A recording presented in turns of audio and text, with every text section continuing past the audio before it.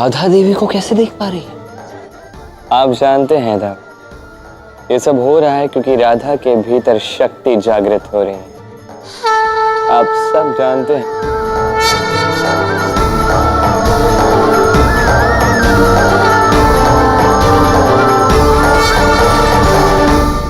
धन्यवाद महादेव, जो आप राधा की पुकार पर चले हैं। हे आराध्य, हो सकता है कि आपके आह्वान पर आपका ये भक्त एक बार ना आए, परंतु बहन राधा के आह्वान पर उसका ये भाई हर बार दौड़ा चला आएगा।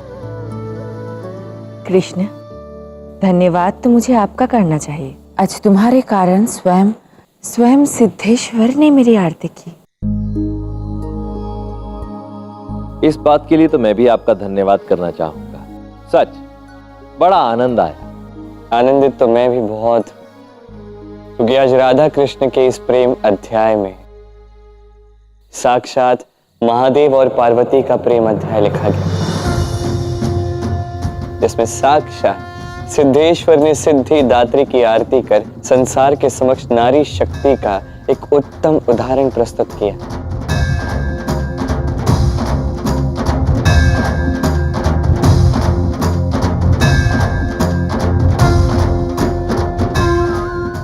ज्येष्ठ, अब आज्ञा दीजिए।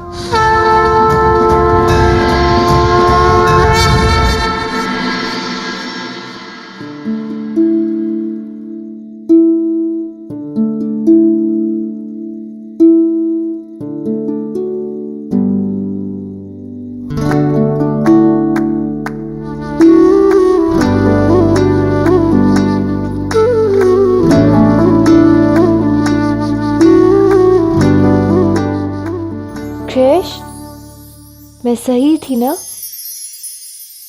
किस विषय में पूछ रही हो? कि तुम्हारी ही भांति मेरा और महादेव का भी सीधा संपर्क है।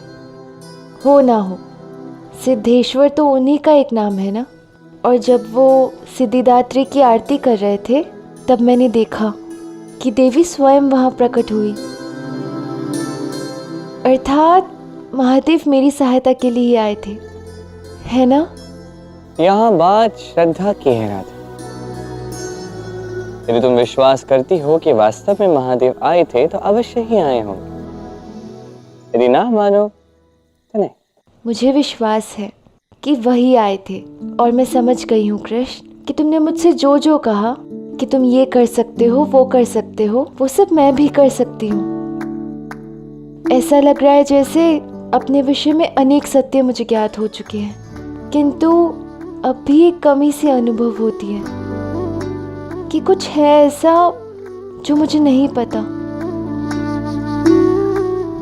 वो भी शीघ्र ही जान जाओगे राधा। कल दशहरा है। दशहरा के इस महादिवस पर, इस शुभ दिवस पर तुम्हें ये सत्य भी ज्ञात हो जाएगा। तुम कृष्ण को पूर्णतः जान लोगी और स्वयं को भी।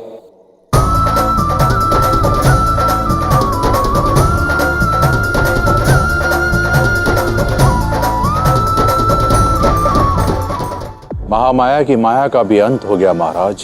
कैसे किया कृष्ण ने यह संभव कार्य? महाराज, वो कृष्ण कोई साधारण मायावी नहीं है, वो तो अत्यंत दिव्य है। महामाया की माया को न ब्रह्मा ने तोड़ा, न विष्णु ने, और न ही महेश ने। उसे तोड़ा है केवल प्रेम की शक्ति ने। कैसी मूर्खतापूर्ण बातें कर रहे हो? प्रेम मनुष्य को दुर्बल बनाता है, शक्ति नहीं देता। महाराज, मैंने जो देखा वही कह रहा हूं। मेरा पूरा जीवन मैंने आपकी सेवा के लिए समर्पित कर दिया, किंतु इस बार आपका पीछे हटना ही श्रेष्ठ होगा महाराज, क्योंकि उस कृष्ण से जीतना असंभव है।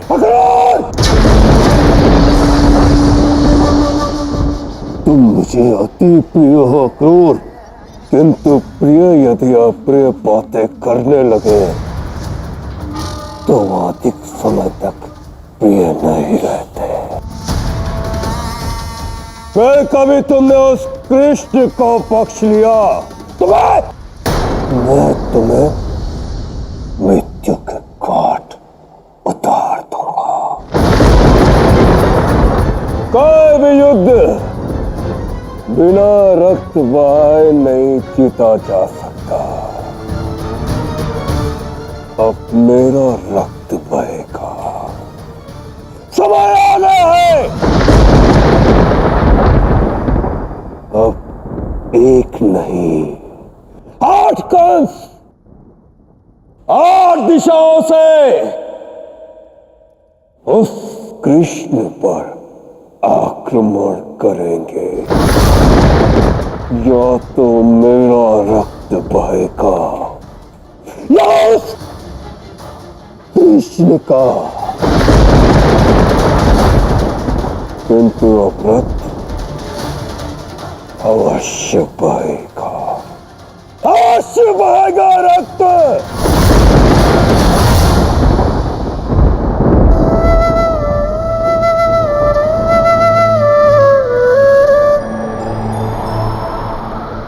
अब वो क्षण आने को है राधे, जब तुम्हें अनुभव हो जाएगा कि हम 2 नहीं 1 हैं।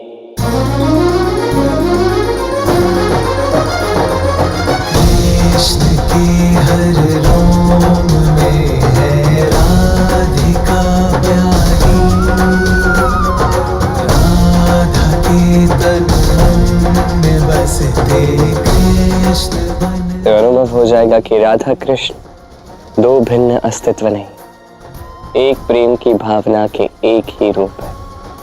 अंततः वो क्षण आ रहा है। क्या हुआ कृष्ण? क्या देखकर इतना भावुक हो रहे हो? कुछ नहीं, बस अपना प्रतिबिंब देख रहा था। प्रतिबिंब तो सुंदर है, किंतु इसे देखकर इतना भावुक क्यों हो रहे हो? शीघ्र ही समझ जाओगे। अच्छा, एक प्रश्न पूछूं? पूछो। तुम्ही ने कहा था ना कि भगवान परशुराम, राम और कृष्ण एक ही माला के 3 मोती हैं। ये कैसे संभव है? बता। वो बात यह है राधा कि परशुराम राम से मिले थे, परशुराम मुझसे भी मिलने वाले बहुत ही शीघ्र एक अत्यंत महत्वपूर्ण कार्य के लिए। तुम्हारा कहने का तात्पर्य है कि त्रेता युग के भगवान परशुराम द्वापर युग में कृष्ण से मिलेंगे? हाँ, भगवान परशुराम को चिरंजीवी होने का वरदान प्राप्त है राधा।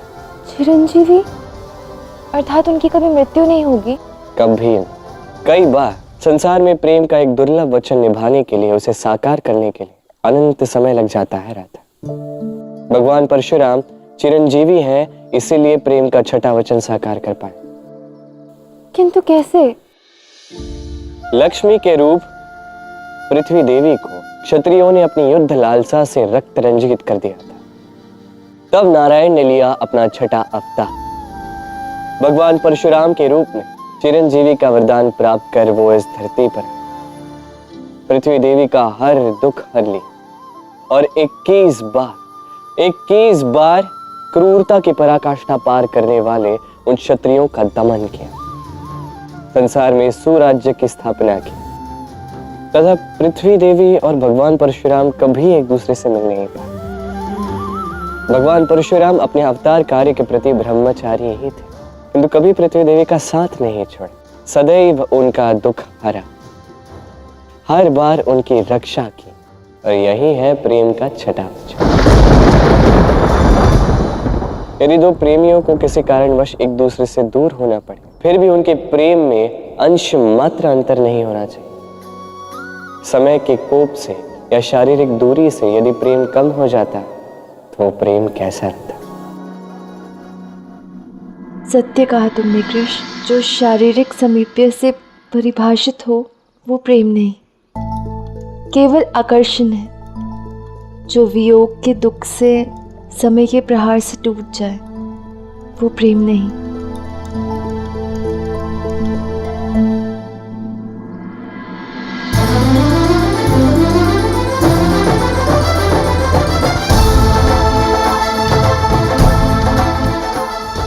और प्रेम का 7वां वचन, मैं जान गई हूँ कृष्ण। राम और सीता की कहानी का वचन मैं समझ गई हूँ। क्योंकि इस कहानी में हर क्षण मुझे अपना ही लगता है। अनुभूति होती है कि स्वयं मैंने सीता के ही समान उस कहानी को जिया है।